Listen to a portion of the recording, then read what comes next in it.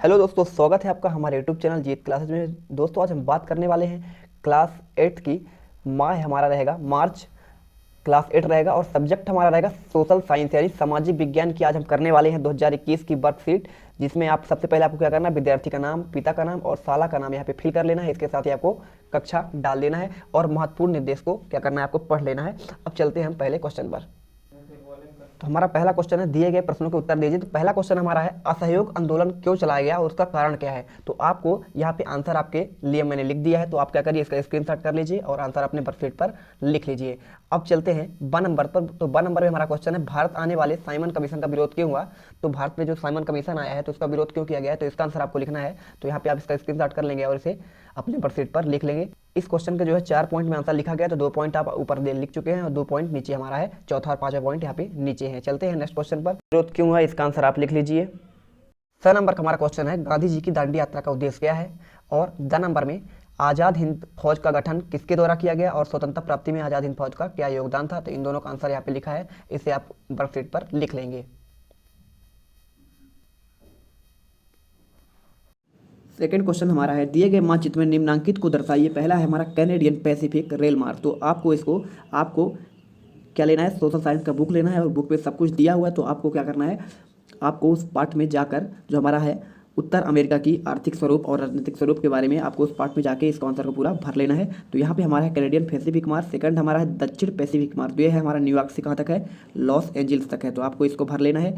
इसके अलावा हमारा है नेक्स्ट है कोयला उत्पादक क्षेत्र। तो कोयला हमारा उत्पादन कहाँ होता है।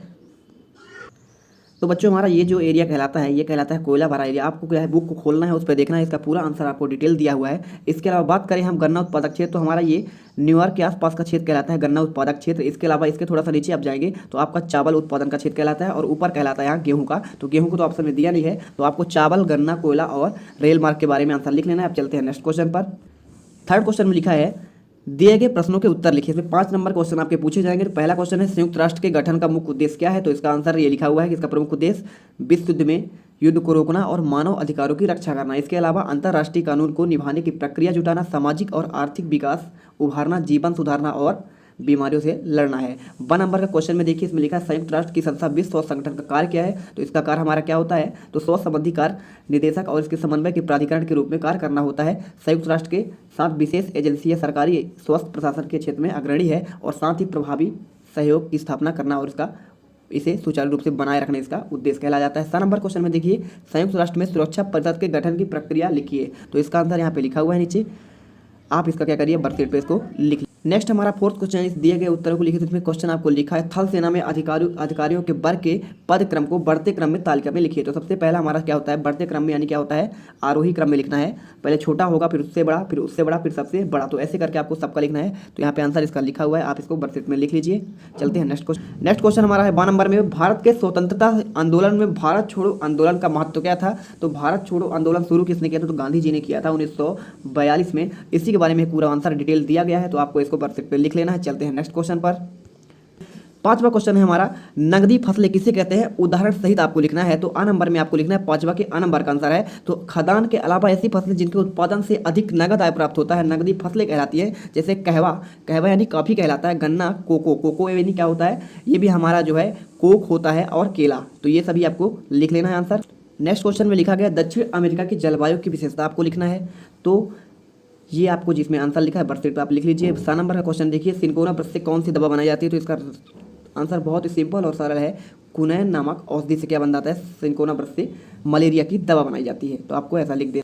प्रश्न नंबर 6 पे चलते हैं, जल एवं वायु प्रदूषण मानव जीवन को किस प्रकार प्रभावित करते हैं, इन्हें रोकने के उपाय लिखिए। ये भी हमारा 5 नंबर का क्वेश्चन है। तो इसको आपको वर्कशीट पे बड़े सुंदर राइटिंग से इसको आपको लिख देना है। इसके बाद चलते हैं 7वें क्वेश्चन पर। अभी हमारा प्रश्न 6 का 12 नंबर चल रहा है, वैश्वीकरण से क्या आशा है, इसका समाज पर क्या प्रभाव पड़ता है। वैश्वीकरण यानी क्या होता है, सारी जो हमारी व्यवस्था होती है एक छत के नीचे ला देना ही कहलाता है हमारा वैश्वीकरण, है ना। तो वैश्विक का शाब्दिक अर्थ है स्थानीय क्षेत्रीय वस्तुओं या घटनाओं के स्तर पर रूपांतरण प्रक्रिया है। इसे एक ऐसी प्रक्रिया का वर्णन करने के लिए भी प्रयुक्त किया जाता है जिसके द्वारा विश्व के लोग मिलकर एक समाज बनाते हैं तथा इसका कार्य क्रियान्वयन करते हैं।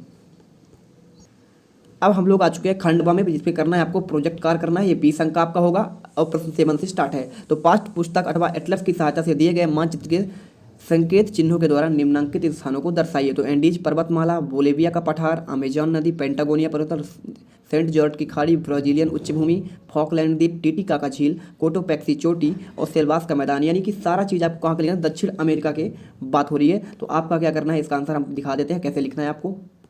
तो ये आंसर है, आपको दक्षिण अफ्रीका का एक क्या है मैप दिया गया है, इसमें आपको सभी का आंसर भरना है। तो आप इसको भर लीजिए और स्क्रीनशॉट कर लीजिए और अपने वर्कशीट पर लिख लीजिए। तो बच्चे यहाँ पे हमारा जो है वर्कशीट कंप्लीट होता है। यदि आप किसी दूसरे सब्जेक्ट की वर्कशीट चाहिए तो आप कमेंट बॉक्स में कमेंट जरूर करिएगा और वीडियो में पहली बार आए तो वीडियो को लाइक, सब्सक्राइब और बेल आइकन को प्रेस कर लीजिए। जय हिंद, जय भारत।